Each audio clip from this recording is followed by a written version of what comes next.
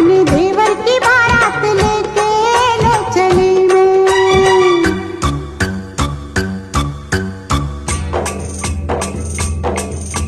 वाह वाह राम जी जोड़ी क्या बनाई, देवर देवरानी जी बधाई हो बधाई।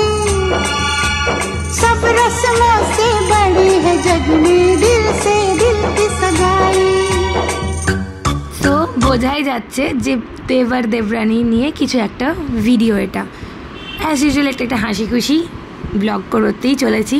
তো জিও হাসো বলে আজকের ব্লগটা শুরু করব এই যে ভিডিও ফুটেজটা যাদের বিয়েতে নেওয়া হয়েছিল এই নতুন জামাইকে দিয়ে আজকের এই ব্লগের প্রথম ফুটেজটা থেকে শুরু করব। কিন্তু তার আগে একটু বলে রাখি, কিছুদিন আগেই যে পাত্র দাঁড়িয়ে আছে আমার পিছনে তারই দিদির বিয়ে হয়েছিল, তার দিদির বিয়েতেই এই ফুটেজটা নেওয়া হয়েছিল। দেখো সেখানে কাপলরা ম্যাচিং সবুজ ড্রেস পরেছিল।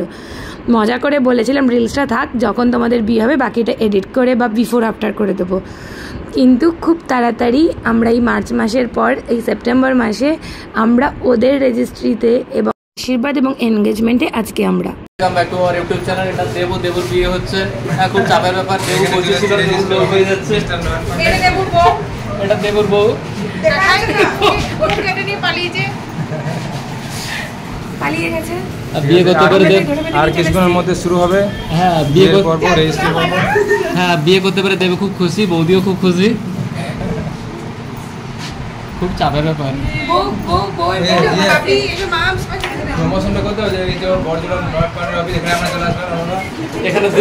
এখানে দীর্ঘকাল ধরে সবারই বিয়ে হচ্ছে। এটা সখীহারা হয়ে যাবে কদিন পরে, শেষ।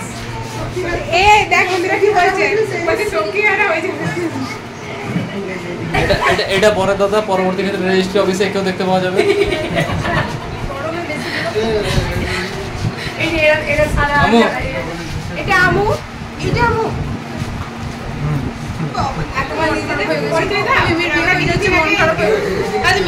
আমরা এক্সপিরিয়েন্স হয়ে গেছি, ঠিক আছে। আমরা পরে বলবো, এখন বলবো না। না তোমাদের এখন কেমন মনে হচ্ছে? কি খুব টেনশন হচ্ছে? কেমন মনে হচ্ছে? দারুণ লাগছে। আমি আগের দিন যবে মানে ফর্মটা ফিল আপ করতেছিলাম সেদিন আমি টেনশন এসেছিলাম, সবাইকে তো জানাতে পারিনি। আজকে সবাইকে বরের দিদি উপরে, এটি আমার ব্যস্ত দিদি। হ্যাঁ আজকে বলতে ব্যস্ত। হ্যালো বৌদি বলো কিছু। দেওয়ারের বিয়ে খুব আনন্দ, এক্সাইটমেন্ট প্রথম থেকে সব কিছু করবো, সেই জন্য আজকেই চলে এসেছি বিয়ের আগে। শেষ খতম, টাটা বাই বাই। চলো দেখিনি সকাল থেকে উঠে কি অবস্থা ছিল। ঘুম থেকে উঠে স্নান করে ভেজা চুলকে একটা ক্ল্যাচার দিয়ে শাড়িটা কোনোভাবে পরে চলে গেছিলাম আমার এ বাড়ি থেকে মামার বাড়ি। যেহেতু শাড়ি টাড়ি আমি ওরকমভাবে পরতে পারি না, বাবির সাথে বাইকে করে মানে স্কুটিতে করে চেপে চলে গেলাম। সবুজ প্রকৃতি, ঝড় বৃষ্টি কদিন ধরে হচ্ছে, গাছের পাতাগুলো সব সবুজ থেকে সবুজের তর হয়ে উঠেছে। ঘড়ি কাটায় তখন ওই 9টারও বাজেনি, 9টা বাজতে 5 এরকম টাইম। সকালের হালকা শরতের রোদ, আকাশে পেঁজা তুলো করতে করতে চারদিকে সবুজ গাছ, ফুরফুরে হাওয়া। স্নান করে উঠে যখন বেরিয়েছি বেশ আরাম লাগছিলো, আরও মানে গাড়িতে যেতে ঘুম চলে এলো। দেখো গাছগুলোকে আমি ফোকাস করে নিলাম, কি ডিপ সবুজ। এটা ছিল আরেকটা আমাদের নপাড়ার হরি মন্দির, যেখানে ধর্মরাজ গাজনের সময় ধর্মরাজ ঠাকুরকে রাতের দিকে আনা হয়। তো এখানে সেই সময় খুব ভিড় থাকে, আমার পুরনো অন্য কোনো ব্লগে তোমরা দেখেছো সেটা। তো তারপরে এই রাস্তা, সবুজ ঘেরা রাস্তা দিয়ে চলতে চলতে মামার বাড়ির দিকে আমরা যাচ্ছি। নপাড়া থেকে এটা হচ্ছে তেগড়িয়া যাচ্ছি, যেতে বাইকে মোটামুটি 7 থেকে 10 মিনিটও টাইম লাগে না, এতটাই কাছে। তাই জন্য কিছু হলে মামারা চলে আসে বা আমরাও চলে যাই। তো দেখতেই পাচ্ছ কথা বলতে বলতেই গাড়ি মোটামুটি 22, কখনো 20, কখনো 18 এই স্পিডে যাচ্ছিলো। সেই স্পিডে চলতে চলতেই পৌঁছে গেলাম মামার বাড়ি। এই যে বাড়িটা দেখছো এটাই। এই যে সামনের দিকে যে রুমটা প্লাস্টার হয়েছে এটা আবার এক্সটেন্ড করা হলো। ওটা বড় মামা মানে যার বিয়ে হচ্ছে তারাই করলো ওই দিকটা এরিয়াটা, ওদের রুমের সাথে এক্সটেন্ডেড পার্ট। ওটা নতুন রুম করে একটু এক্সটেন্ড করা হলো। এগুলো এখনও চলছে, ফিনিশিং বাকি আছে এখন অনেকটাই। তো চলো দেখে নেওয়া যাক কী কী হলো। পৌঁছাতেই আমার তো ওখানে এতগুলো ননদিনী, একজন ননদিনী এক একটা দায়িত্ব নিয়ে বসলো। আমার কোনো চাপ নেই, আমি মেকআপের এমটাও জানি না। দেখতে পাচ্ছ নিজেরা রেডি হয়নি, বাট তাদের প্রিয় বৌমণিকে রেডি করার জন্য সবাই চলে এসেছে। কারো হাতে তুলি, তো কারো হাতে নেল পলিশ, কারো হাতে আইশ্যাডো, তো কারো হাতে টিপ। ব্রাশ দেখেছো? সব থেকে ছোটো হচ্ছে দোলুরানি, আমার ছোট্ট ননদ। সে আবার 4-5 থেকে ব্রাশ নিয়ে ঘষছে। বৌমণি এটা ওঠালাম, তোদের যেটা পছন্দ সেটাই কর। বৌমণি ঠিক জানে না, শুধু যেটা করবি, শুধু আমার একটু কাজলটা একটু মোটা করে পড়ালেই হলো, কারণ আমি কাজলটা পড়তে একটু ভালোবাসি, চশমা পরি বলে আরও। তারপরে ওরা এক এক করে এটার পর ওটা লাগিয়ে টাগিয়ে দিল। আমার গোটা মুখে অনেক মাসই হয়ে গেছে, প্রচণ্ড পিম্পলস বেরিয়েছে, অনেক কিছু ওষুধ লাগাচ্ছে, এটা লাগাচ্ছে ওটা লাগাচ্ছে, কিছুতেই কিছু ঠিক হচ্ছে না। ওরা যতটা পারে ঢাকা ঢুকি দিয়ে চেষ্টা করলো, এটা ওটা, যা করবি কর, কিন্তু বাজে না দেখালেই হলো, যেটা খুশি করে দে, এটা করবো ওটা করবো, এটা লাগাবো ওটা, তোদের যেটা মন সেটা করবি। প্যাম্পার হতে কার না ভালো লাগে বলো? আর এইভাবে ননদদের কাছে প্যাম্পার হওয়ার আলাদা মজা। মানে ননদ কম, নিজের দিদির চেয়েও বেশি যদি কেউ হয়, ওরা আমাকে সেরকমভাবে ভালোবাসে। আমি ওদেরকে তো ভালোবাসি, ওরাও আমাকে আরও বেশি ভালোবাসে মনে হয়। তো দেখতেই পাচ্ছ সবাই নিজেরা রেডি না হয়ে আমার কাছে এসে আমাকে কেউ ফেস এরকম করে রেডি হতে শুরু করলাম। আর আমি তো বক বক করতে শুরুই করলাম, বলে চোখ খুলো না, চোখ খুলো না, চোখ খুলো না। আমি একটু তাকিয়ে নিই। এই হয়েছিল আমার ফাইনাল লুক। চুল ছোটো, চুলটা যা স্নান করে এলাম। এরা বলছে ইমা তুমি আমাদেরকে তুলো না। দেখো সবাইকে তুলে নিয়েছি, বলে না বলে। বলছে মার খাবি, এসব করছিল। তো তারপরে ওরাও এবার রেডি হবে বলে এবার ওদের পর্ব শুরু করলো। দেবু যাচ্ছিলো বিয়ে করতে, তাই এবার সবাইকে জনজনের প্রত্যেকটা, আমাদের মামা মানে ওর জেঠু, মানে জেঠু হয় না যেহেতু ও বড় মামার ছেলে, কাকু কাকিমা প্রত্যেককে প্রণাম করছিল। আমাদের জামাইও রেডি, দুজনে একই ডিজাইনের পাঞ্জাবি পরেছিল, কালার দুটো আলাদা, একদম সব দিকে রেডি ছিল। ঠাকুমা বসেছিল, মানে আমাদের দিদা আর ওদের ঠাকুমা। দিদার এ বাড়ির মানে ছেলেদের পক্ষে একটাই নাতি, নতুন কনে ছিল মিতা, সেও রেডি হয়ে গেছে একটা খুব সুন্দর শাড়ি পরে, যেটা ওর বার্থডের দিন পাওয়া প্রথমবার পরেছিল। বড় মামির এদিক থেকে ওদিকে যেছিল, তো ছোটো সেজ মামন রেডি করে দিয়েছিলো, ছোটো মামাকে প্রণাম করতে ভুলে গেছিলো। সবাই আমার উপর রেগে গেছে, এই ঘরের ড্রেস অবস্থাতে তুই কেন ভিডিও তুললি?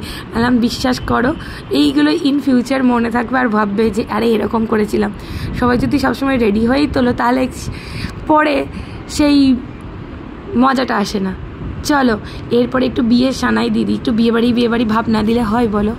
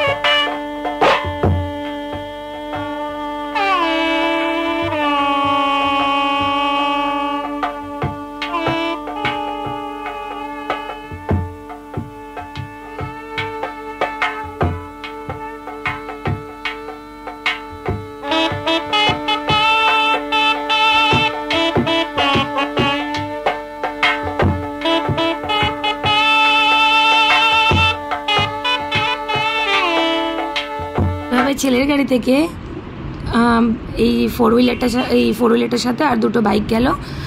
আর তা করতে করতেই আমরা চেপে চলে এলাম মেয়ের বাড়ি থেকেও আরও 2টো বাইক গেছিলো, আর মেয়েকে আমরা আমাদের গাড়িতেই চাপিয়ে নিয়েছিলাম।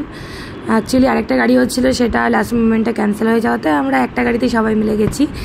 তো এই দেখো কনে আমাদের রেডি, কনে এবং কনের সখী, ওর বেস্ট ফ্রেন্ড নিকিতা। তবে নিকিতাকে ব্যাপারে একটা কথা বলবো, নিকিতাকে যতটা মডার্ন বা যতটা সব কিছু বা লুক ওয়াইজ বলো যে দেখেছিলাম, ও হঠাৎ করে কিছু মাসের মধ্যে এত চেঞ্জ হয়ে গেছে। মানে আমি ওকে বাই কি সোশ্যাল মিডিয়ার দরুনই ওকে আমি দেখেছি, গল্প শুনেছি সবার কাছে, ভগবত গীতা পড়ে অনেকেই চেঞ্জ হয়ে শুনেছি। নিকিতা হচ্ছে ওয়ান অফ দেম, যার জন্য পুরো কথাবার্তা লুক সব কিছু চেঞ্জ হয়ে গেছে। চলো কোনে এবার অনেক কিছু বলতে শুরু করেছে, কি হচ্ছে তার সাথে কি না, কীরকম ফিলিংস। তারপরে কিছুক্ষণ কথা বলতে বলতে মনে পড়লো সামনে তার শ্বশুরমশাই বসে আছেন, তাই জন্য সে সব মনের কথা বলতে গিয়েও বলতে পারলো না, দেখতেই পাচ্ছ। চলো হাসি মজা করতে করতে আমরা এগিয়ে গেলাম রেজিস্ট্রি অফিসের দিকে। তুমি আমার চিরসাথী, শুভ সকাল শুভ রাতি, এই জীবনে পেয়েছি তোমায়, তুমি আমার, আমি তোমার। তুমি আমার চিরসাথী, শুভ সকাল শুভ রাতি, এই জীবনে পেয়েছি তোমায়, তুমি আমার, আমি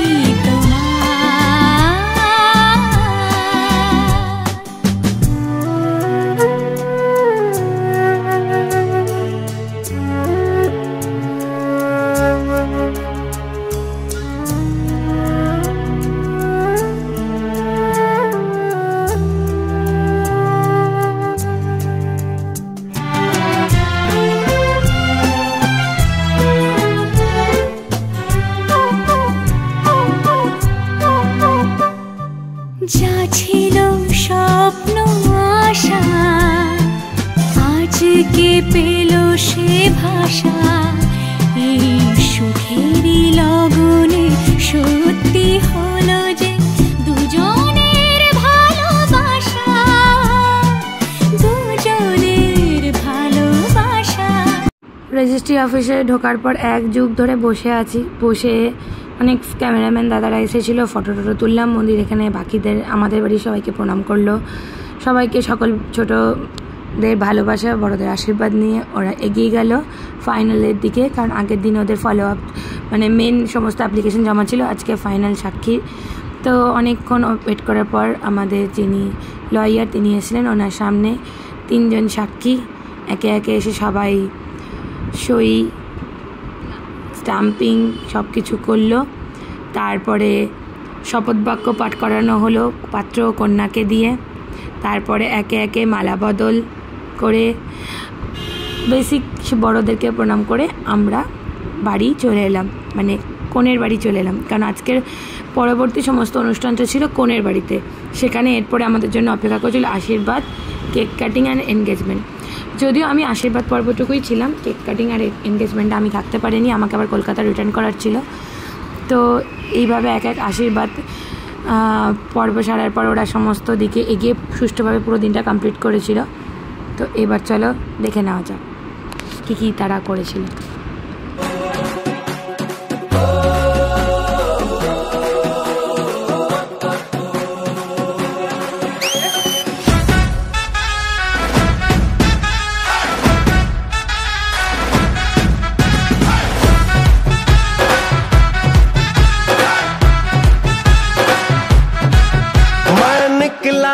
ओ गड्डी लेके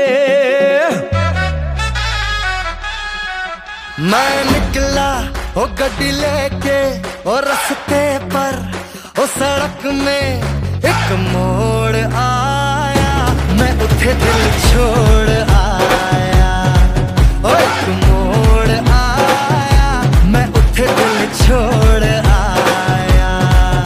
रब जाने गुजरा अमृतसर हो कब जाने लाहौर आया मैं उठे दिल छोड़ आया एक मोड़ आया मैं उठे दिल छोड़ आया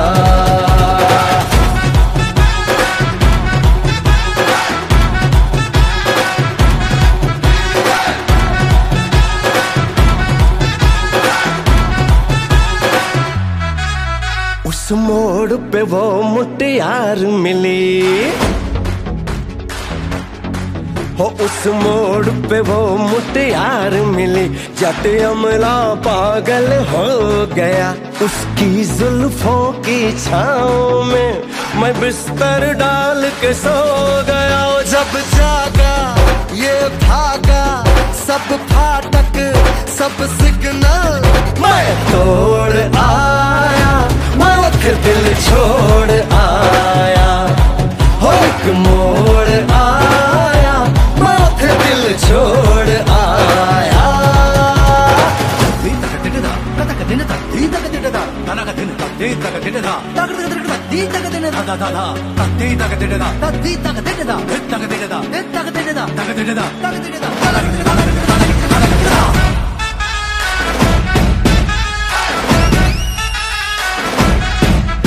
দেখো বেরিয়ে সবার কি রিয়াকশন কি না।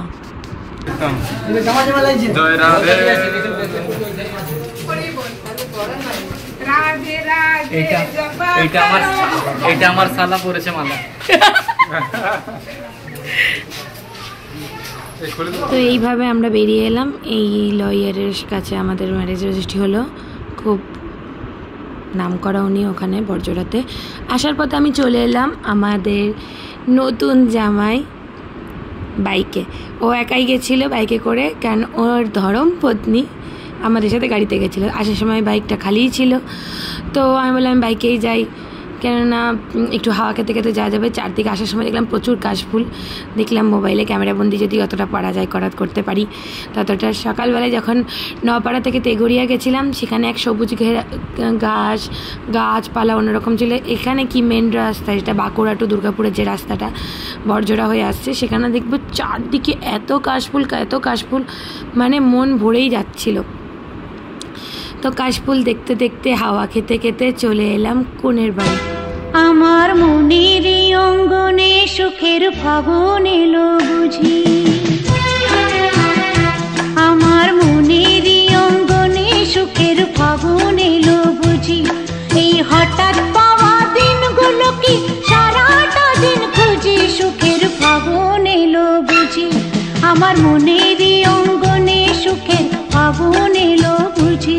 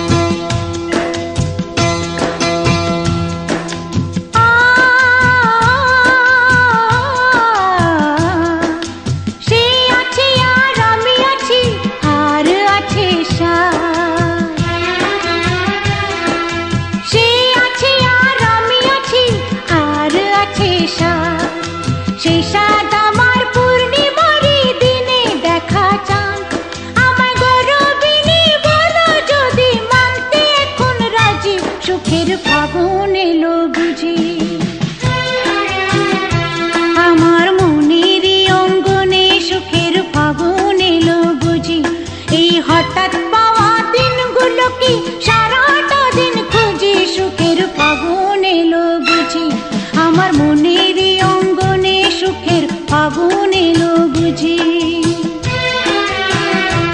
আমার মনেরই অঙ্গনে সুখের ফাগুন এলো বুঝি। এই সুন্দর এনগেজমেন্ট প্ল্যাটারটা বানিয়েছিল নিকিতা ওর বেস্ট ফ্রেন্ড মন্দিরের জন্য খুব সুন্দর করে। আর এই দুটো যেটা রিং ছিল সেগুলোও বানিয়েছিল। এর মাঝে রাহি পেয়ে গেছিলো দুটো ড্রেস, একটা আমার তরফ থেকে একটা মিতার তরফ থেকে। আমরা যখন ড্রেসগুলো দিয়ে বলছি এটা আমার ড্রেস, বলছে না সব আমার। দেখো দুটোই ও গায়ে নিয়ে বলছে এটা আমার এটা আমার। আর আমরা তত ওকে রাগাচ্ছিলাম যে এটা নেবো ওটা নেবো, ও তত রেগে যাচ্ছিলো দূরে। ওর আমরা তত ওটাকে নিয়ে মজা করছিলাম, এটা আমাকে ভালো লাগবে এটা আমি নিই। দেখো সবাই আমরা ওটা নিয়ে হাসা মজা করছিলাম। আর এদিকে কনের 3বার ড্রেস চেঞ্জ করা ছিল 3টে অকেশনের জন্য, কিন্তু যা হয় একবার যেটা পরবে তারপরে আর ড্রেস চেঞ্জ হয় না, কেননা বারবার এত লোকজন থাকে তখন বারবার ড্রেস চেঞ্জ করার মতো টাইমও হয়ে ওঠে না। এ ডাকছে সে ডাকছে, যেহেতু দুপুরবেলা ঘড়ি কাটাতে প্রায় 1টা বেজে গেছে, সে সবাই বললো যে আশীর্বাদ পর্বটা আগে করে নিয়ে খাওয়া দাওয়া করে নিতে, তারপরে কেক কাটিং আর এনগেজমেন্টের রিং এক্সচেঞ্জের অনুষ্ঠানটা হবে।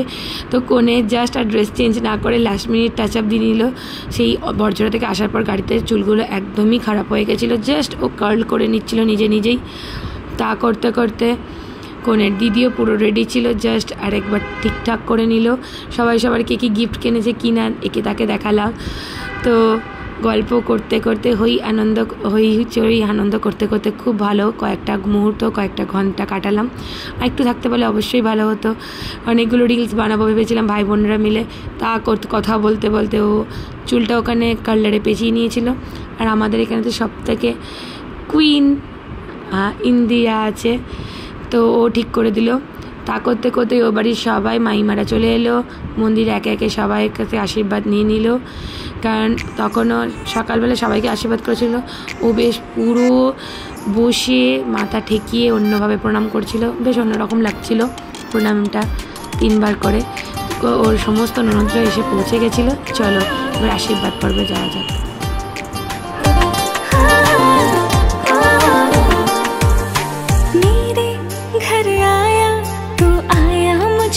क्या